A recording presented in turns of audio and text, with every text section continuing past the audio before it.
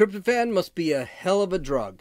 Actually, it's a hormone, so it's not really the same thing. And by the way, that's a hormone that comes from turkeys, and supposedly it makes you really tired and things like that. But anyway, it doesn't matter. It apparently a lot of people actually had a ton of it during the holidays because there is so much stupid in this new news cycle. This is Gene. You're listening to Dumbasses Talking Politics. So, I'm recording today, both on video and audio, because the infamous Dave has decided to tell me that, you know what, he wants to see more video. He liked my YouTube, even though I do not know how to edit video. What are you going to do? So I'm going to sit back and I'm going to try and do this. I don't know how great my video will be, but the audio is not going to change too much. So let's talk. We've got a lot of news. I know I took a lot of time off. I took a lot of time off for Thanksgiving, and there were some personal reasons I took it off. So I'm not going to get into that. If you go to www.reallysorefeet.com, you can actually read my blog. It's actually more of a diary or some sort, except I don't care if anyone reads it. So let's talk about the candidates. Let's get into the news first, and we're going to try and get through as much as we possibly can. This last week, we lost 3 candidates. 2 of them I doubt you've ever heard of. Heck, I didn't even know they were still running. They were on the debate stage. Who cares? Whatever. The first one is Governor Steve Bullock of Montana. He dropped out. He polled at 1% for a week or so and then crashed out at 0%. Not exactly sure what he was thinking about. I guess, I don't know what he was thinking about. He's done. Everyone knew he was going to be done right from the beginning, so kind of a waste of time. Then there's Joe Sestak, who I have no idea who he is. I had to look this up to find out that he was a Navy admiral at one time. He was polling at 0% and never got over 0%, which is scary because even Beto got over 0%. So this guy had absolutely no chance. And he realized that, after, 6 months of running and you can pull $500,000 in donations, you're probably done. And he was done, and he gave it up. So neither of these is an exact surprise. I don't know why. It's just not a surprise. So big deal. Goodbye, good riddance. Go back to where you are from and deal with that. The biggest surprise was Kamala Harris pulling out of the race. Though she never really had any traction, I thought she might stay in the race because looking at Beto, looking at Buttigieg or Buttigieg, I don't know what his name is. These guys did kind of move up, and she is... No, she's a crappy candidate. I can't lie. She's good looking. That's about it. But she had lots of problems. She could never get out of like the 6th percentile. So she decided to leave the race. Harris said, quote, "I've taken stock and looked at this from every angle, and over the last few days have come to one of the hardest decisions of my life. My apparently sleeping with Willie Brown was not the hardest decision she had in her life. Okay, whatever. My campaign for presidency simply doesn't have the financial resources we need to continue." And she didn't. She was dying, and she looks completely inauthentic. She laughs like the Wicked Witch from the West. She's just was never a good candidate. Of course, she was very popular with a lot of people, especially with the left. And they had to blame sexism and racism. Okay, whatever. There were some actually great tweets. Mind you, a lot of these people pointed out that, oh, you had to get rid of a black woman. Oh, well, she's not the only black person in the race. Last I checked, Booker didn't turn into a white man. So apparently they don't give Booker a lot of shot. Maybe he should quit too now. I think he's done too. So let's take a look at some of these tweets. These are great. This one's from Lauren Duca, whatever. And she's an idiot. So right off the bat, listen to what she says and take it for a grain of salt. Kamala Harris officially ended, mind you, I dig this because they consider Laura Duca a journalist. She's no journalist. I thought she was an actress. I don't, maybe I'm wrong here. But anyway, here she is. Kamala Harris, quote, Kamala Harris officially ended her campaign today, which means that all of the candidates who currently qualify for the December Democratic debate are white. Parentheses, Sanders, Warren, Biden, Buttigieg, Klobuchar, and Steyer. White supremacy is not just a Fox problem, folks. The hell is she talking about? What does her pulling out have anything to do with white? But again, Lauren Duca is an idiot. So you want to listen to her. That's great. That's on you. I don't care. Here's another one from CNN correspondent MJ Lee. And this is bad if you're on CNN and no one's ever heard of you before, because they put any hack in the world in front of the camera because they need some hack that's going to raise them out of the bottom 20% of the ratings. So this is what this guy said. Kamala Harris campaign was historic. A black South Asian female candidate whose potential seemed sky high early on. Her dropping means that every candidate that's qualified so far for the next debate is white. Biden, Buttigieg, Klobuchar, Sanders, Steyer, and Warren. Could it be that maybe she's just a shitty candidate? Sorry, I'll have to edit that. No, I'm not going to edit that. She's just a crappy candidate? I mean, she sounded like the Wicked Witch of the West whenever she laughed. She only laughed at her own jokes. Her ideas flip-flopped all over the place. She was a terrible candidate. I would have given my left arm to have Trump run against her. He would have won. Finally, the last one was with Dr. Eugene Zhu, who is an SJW activist from some college. So you know this is great. You know this is going to work out really well. Kamala Harris dropping out of the race while only white candidates qualify. I guess they forgot about Cory Booker. They don't give Cory Booker much any. Okay, I'm back. Qualify for the next presidential debate shows that white privilege and white supremacy cut across party lines. It's not just Trump. We have a racism problem in all of the United States of America, and it sucks. He's got to be a college teacher because he said it sucks, so you've got to give him some credit. But you know something? I would be really afraid if I were these guys too, because oh my God, Joe Biden. Just listen to this. And to get hot, I got hairy legs that turn blonde in the sun. And the kids used to come up and reach in the pool and rub my leg down so it was straight, and then watch the hair come back up again. They'd look at it. So I learned about roaches. I learned about kids jumping on my lap. And I've loved kids jumping on my lap. Absolutely nothing creepy about that, right? Nothing creepy about it. It's that's your Democratic presidential primary leader there. Enough said. I don't have anything else to say about that whole thing. Wow. He's funny though.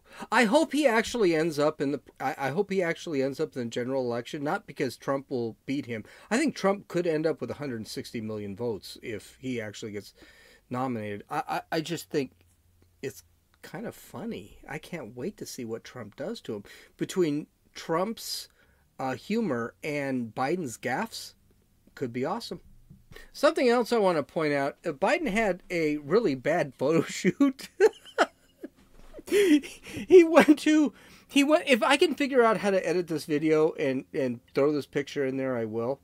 But he had his photo shoot where he actually walked into a diner in Iowa to talk to Joe Iowa guy. I don't know, whatever. And the guy's watching Monday Night Football, and he's sitting back watching the television.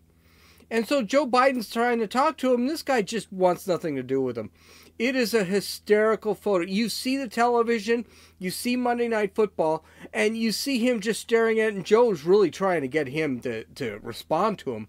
He just won't. Later on, he was asked, why didn't you actually talk to the vice president, the current presidential candidate for the Democratic Party? He said, listen, Iowa's a red state. I'm not interested in Joe Biden. I have no interest. I just wanted to eat my food and watch football. So things are going absolutely awesome for Joe Biden. He may win the caucus in Iowa, but I'm pretty sure he probably is not going to win the general election in Iowa. So, tragic story in London, England, on the London Bridge. Another terrorist attack occurred. This time, a radical Islamist terrorist. He was initially Al-Qaeda. ISIS did claim responsibility for the terrorist attack, but he was an actual terrorist. Walked in, pulled a knife, stabbed 5 people, slit 5 people, ended up killing 2, seriously injuring 3. It's a weird story. The main hero, stay with me here. This gets to be kind of a strange story.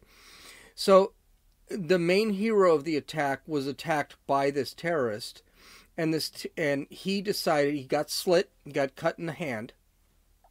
So he decided to pull a narwhal tusk off of the wall of his place. Apparently, this guy worked at some sort of fishing museum. I don't know the whole story. I don't care. It's a great story. Just stick with me. Now, if you don't know what a narwhal is, if you've ever seen a list of whales, there's one whale that has a unicorn horn that's basically half the size of the whale. And they're illegal. You can't kill narwhals anymore and take their tusks. But this apparently restaurant had one. So he grabbed this narwhal tusk off the ceiling and started fighting this terrorist off. Meanwhile, 2 other people joined in the fight. One had grabbed a fire extinguisher and started spraying the fire extinguisher.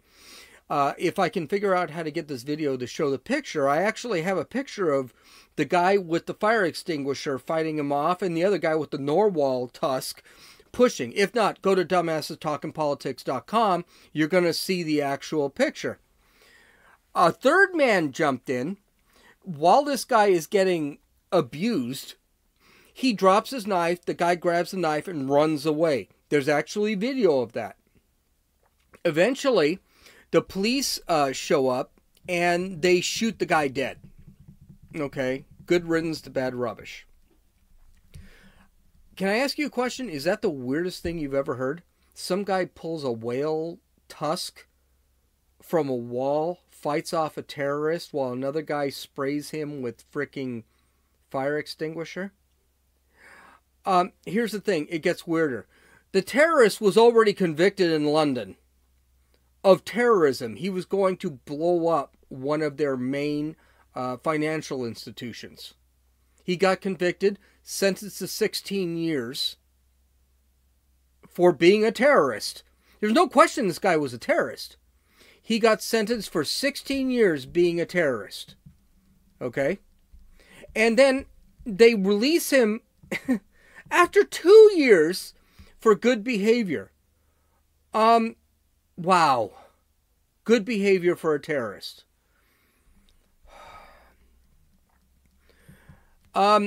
This is the problem with leftist ideology.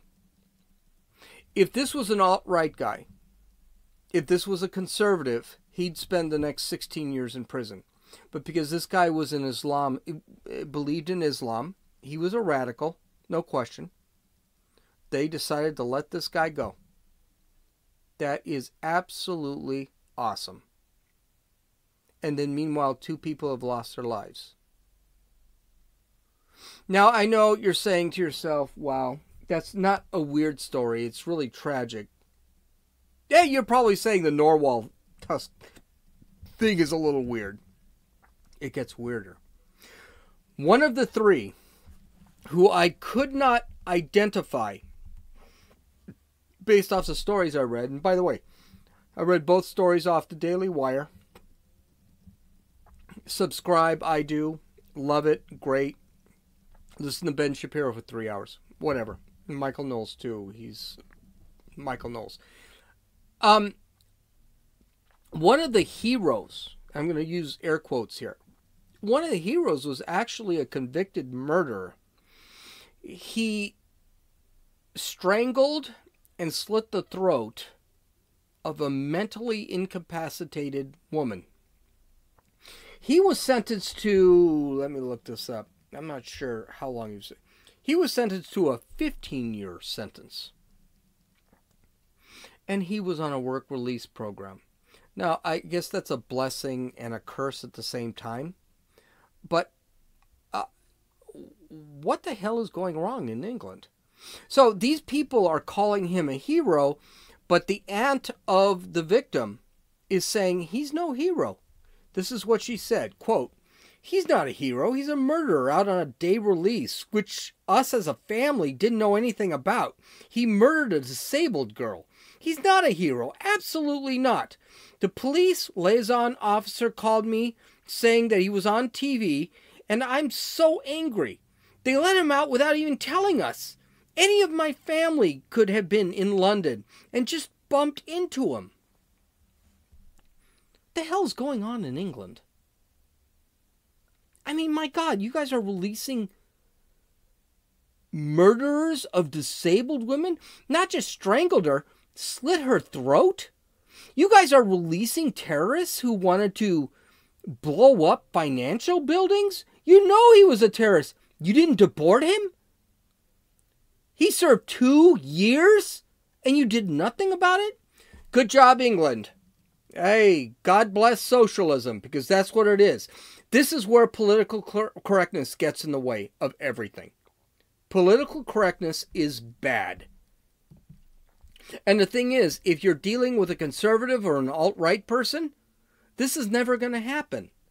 That guy will serve prison for the rest of his life, even with a 25-year sentence. So stupid. So, good job, England. Ever wonder why Colin Kaepernick is not on a football team? Yeah, well, besides being a crappy quarterback and a crappy human being, I can tell you one thing. He is not embracing human beings in America too much. He decided he was going to celebrate on Thanksgiving Day. He released the following tweet. This is awesome. Spent the morning, this is on Thanksgiving, spent the morning at the Indigenous Peoples Sunrise Ceremony on the 50-year anniversary of the occupation of Alcatraz. The U.S. government has stolen over 1.5 billion acres of land from indigenous people. BS. Not true. Thank you to my indigenous family. I'm with you today and always. Okay. What basically happened was 50 years ago, the American Indians were pissed off. They lost land from the United States. And by the way, they lost land because of a war. We're going to get into that in a few minutes. Alcatraz was one of their... I'm not sure what the deal with Alcatraz was. I guess a tribe of Indians was... I'm not really sure. If you've been on Alcatraz... you could probably pee across it. It really is not that big of land. So they sat on that land for, I don't know, several years. Now, mind you, Alcatraz was decommissioned as a prison in 1963. These people jumped in 1969. President Nixon basically said, let's just let these people go. All right. Now, here's what bothers me about this whole thing. It's the thought that the American Indians, the Native Americans, I'm going to use different wording, are always sat back and treated as if they were complete victims. They had nothing to do with their lives. So I'm going to throw facts at you right now. And these facts are indisputable. They are history. And that's all you need to know. And if you want to, look them up. They're all out there. I did. Okay, so let's talk about the Native Americans and Thanksgiving. Let's talk about the Native Americans' history and how it works with Thanksgiving. Number one, Thanksgiving did happen. There is documentation, and they even named the people that were there for Thanksgiving. I think it was the Wampanoag tribe or something like that that actually celebrated Thanksgiving. Two, Native Americans and the settlers were at peace for over 50 years after the original Thanksgiving. They traded goods, they traded land. The Americans, the settlers, actually bought land from the Indians, from the Native Americans. I got to be politically correct. It wasn't until the Native Americans began to argue about the lands. They began to say, no. We leased it. We didn't sell it to you, blah, blah, blah. We'll get to that. The big example that a lot of liberals, that a lot of the left like to use is the Manhattan. Manhattan, we paid for Manhattan. Settlers lived in Manhattan. And we paid quite a bit for Manhattan to the Indians. The Native Americans, catch me on this. I don't want to get banned from YouTube. But the Native Americans were actually paid very well. And it wasn't until they said, no, we leased the land, we didn't actually give it to you, that the wars with the Native Americans actually started. The other falsity that you'll hear from the left is that there was a genocide with the Native American Indians. That is not true. It is true that the settlers and eventually the United States eliminated 50% of the population of Native Americans. That is true. That is absolutely true. It's a terrible thing. Gotcha. But the Native Americans eliminated 30% of the settlers and of the American population. That's not genocide. That's war. If you want to see the difference between genocide and I'm going to thank the Daily Wire again for this. If you want to talk about genocide versus war, the Native Americans, if you look at Germany, how many Germans were actually killed during the genocide of the Jews? That's right. Very few, maybe a couple. And we're going to say that just because I'm sure someone died because a Jew did something wrong. Or a Jew did attack and tried to defend himself. It was not genocide, it was war. There's a big difference. Next one.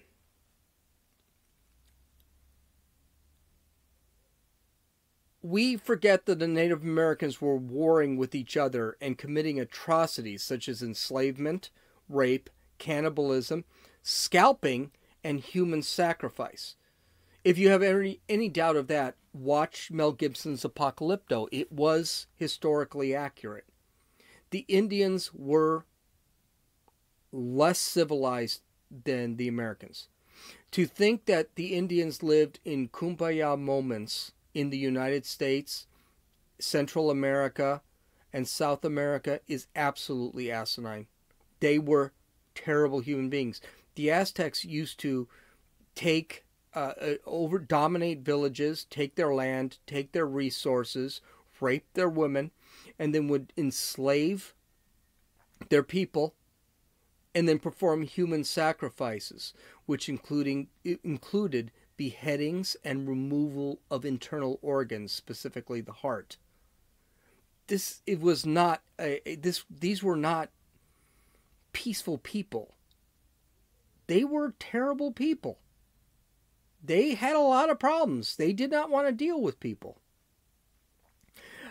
Next one. Native Americans did not have a love for the land that everyone is talking about. In fact, they were responsible for a lot of the endangerment of certain species of animals. Buffalo, cows, things like that. They were actually responsible for putting some animals on the endangered species list, and they were responsible for pure extinction of certain animals. This is a fact. You can look this up. They hunted. They killed. They were not the Greta Thunbergs of the Americas. They weren't. This crap, well, the land belongs to no one, is crap. They fought over land. American Indians were way behind technologically. And if it weren't for the settlers in the 1600s, the 1700s, the 1800s, they would have never discovered things like, I don't know, the wheel, domestication of animals like horses, goats, sheep. They had no idea how to do this. They were a hunting people. They wanted to eat, they hunted, they killed, and that was it. They weren't riding horses when Americans came. Okay, they were not sophisticated. They were not technologically advanced. Guns, gunpowder, horse riding, all came from Western civilization. American Indians were, the settlers did not purposely infect Native Americans with disease. This is garbage.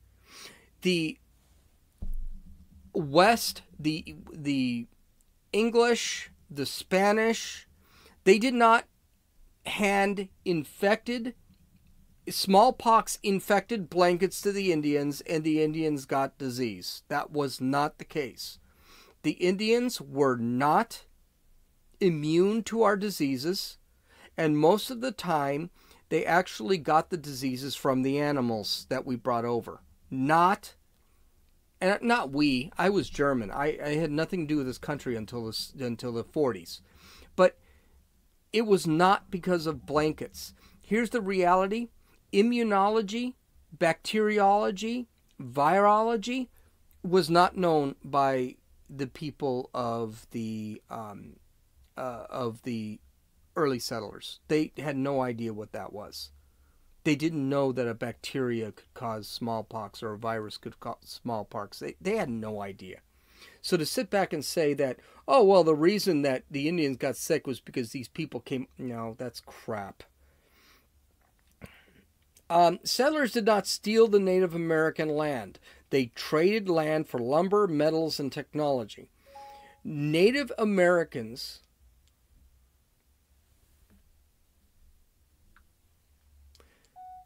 did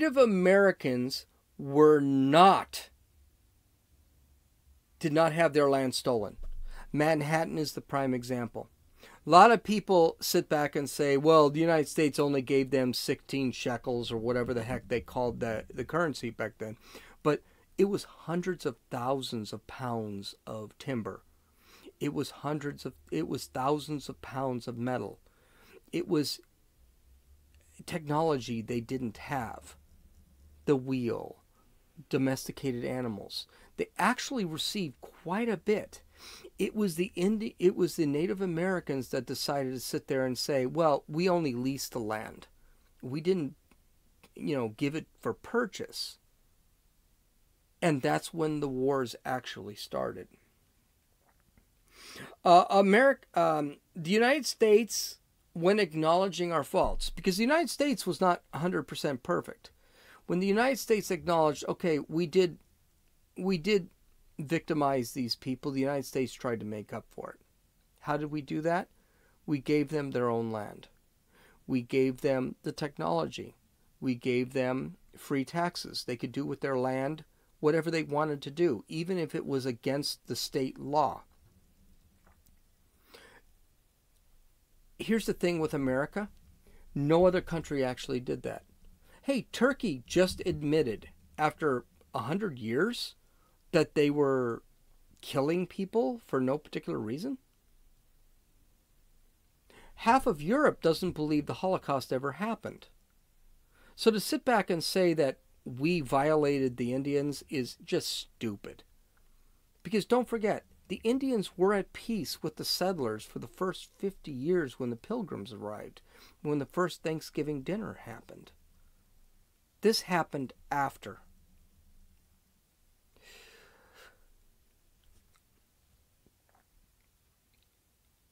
So the United States actually made amends for a lot of things. And here's something that a lot of people don't like to hear. We were at war with the American Indians. The American Indians killed a lot of settlers, a lot of Americans. And Wounded Knee. Custer. The United States has done a lot of things. A lot of things that were kind of questionable, like Mexican-American War. That was really questionable, where we took Texas from Mexico. But the reality is, the American Indians, the Native Americans, were always on the same page. They weren't the people make them out to be, especially in the colleges. It was a brutal faction. They weren't a peaceful people. They were a brutal people. I don't want to say they were savages. But in this case, the society that came over, the civilization that came over to America, was far better than the civilization of the Native Americans. So when I hear someone as uneducated as Colin Kaepernick, who can't get a job anymore, who doesn't want a job, let's face it, he's getting money. He's doing fine. I really don't care. It's a waste of time. Well, it looks like I'm going to have to cut this one short. I've got a couple more stories, but I think I'm going to just go for this. I might actually post everything at dumbassestalkingpolitics.com. You can read everything, but I think I'll probably do this on Friday. Here's the thing with Thanksgiving. Thanksgiving is practice for making America look really bad on Thanksgiving so that they can really work up to make America look really bad on Christmas. So Black Lives Matter has decided to release a tweet, and here's the tweet. Quote, pound Black Xmas is 11/29/2019 to 1/1/2020. Divest from white capitalism. Invest in black community. Spend exclusively with black-owned businesses. For more, go to blackxmas.org. Pound black, build black, pound buy black, pound bank black, pound Black Lives Matter, and it's got a link. Okay, so you're gonna see me look down quite a bit because I didn't really pay attention to this story because it's really stupid. But and by the way, if this is the podcast, you're not gonna know the difference. But Jan Williams of Black Lives Matter basically said, quote, part of Black Xmas campaign is to educate black folks about what we're doing. About the importance of holding back our dollars during the holiday season. And of course, we've got to have a Islamist that sits there and starts talking. Dr. Melina Abdullah said, Christmas is, quote, a frenzy of consumerism that is rooted with capitalism. Well, yes, because capitalism makes really great things like iPhones and TVs and the internet and Amazon. So yeah, it is. The United States does make some great frickin' things. From the Daily Wire, quote, according to BLM's Black Xmas website, the seasonal exercise is not to call to replace white capitalism with black capitalism, but to engage in cooperative economics, the Kwanzaa principle of Ujamaa. I don't know what that means. None of these people, by the way, from Black Lives Matter, actually is from Africa. Let's be aware of that. They're black. They don't know where they're from. They could be from the Caribbean for all we know. So we have no idea. Well, this thing is being really embraced by everybody. So Dr. Abdullah decided to talk about police violence for some reason that has something to do with Christmas, even though police are killed more by civilians than they kill. And she kind of I'm assuming is a she kind of ignores the fact that most black people kill other black people, but that's not relevant. She basically says Donald Trump embodies white capitalism. If you are anti-Trump, you should hold back your resources from him, and the like. Okay. She continues. She says, in addition to investing in our own communities, hashtag Black Xmas, and the emerging economic empowerment of Black Lives Matter is intended as a divestment from white corporations that contribute to the murder, death, abuse, and exploitation of black people in real terms. Yeah, black people have to actually go work like everybody else. And most of them seem pretty happy about it because that's what's happened in the last 3 years. But I continue. We assert that white capitalism is killing our people in very real terms, most starkly through the utilization of violent racist police force to protect its quest for profit. She continues. Black people, we must be radical in our approach, daring to get to the root of it all. White capitalism requires racist, violent policing to protect it. In order to eliminate police violence and the killings of our people at their hands, we must also target the economic systems that built it and rely on it. This is getting so old.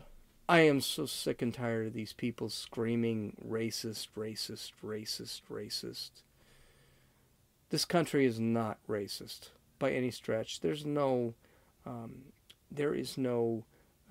systemic racism in this country. There was. Jim Crow was systemically racist. Slavery was systemically racist. Let's take a look. We came into this country in 1619, and less than 150 years later. 1619. Yeah, about 150 years. We became independent of the crown, which, by the way, was enslaving white people because the crown didn't want to give up their hold. They wanted to tax the crap out of us. 1865, we fought a world war. We fought a civil war. Hundreds of thousands of people were killed to stop slavery. 1920, with women's suffrage, around 1920, with women's suffrage, we saw that we needed to let women vote because they were human beings. Why? Because not letting women vote was evil, and we stopped it. In the 1960s, Jim Crow was eliminated. Du Bois fought it. Lots of MLK fought it. And we realized in the 1960s we needed to end Jim Crow, which lasted 100 years. It took us 100 years to get over slavery. And by the way, slavery is not endemic to the United States. There's slavery all over the world. There's slavery in Africa still. There's slavery in Asia still. There's slavery in Central and South America still. Human trafficking is slavery. There is slavery. But the United States in the 60s said, Jim Crow's got to go. We're going to end it. We need to stop with the United States. Whenever someone says, well, the United States is systemically racist, I sit there and say, exactly how? A black man is shot We have the news media flipping out. Everyone's flipping out. There are investigations left and right. Does that mean we don't have racists in this country? Not true. There are racists in this country. But we're not systemically racist. Okay. You can follow me on Twitter at RunninFool, RUNNINFEWL. Visit my website for the show notes at www.dumbassestalkingpolitics.com. There you will find full videos, you will find tweets, you'll find pictures, you'll find everything you need to see. You can download or listen to this podcast on Apple Podcasts, Podbean, Podcast Addict, or YouTube. If I can get this video edited correctly, because I'm still trying to figure out how to edit video correctly, you can view it on podcast or just listen to it. This is Gene, and you've listened to Dumbasses Talking Politics.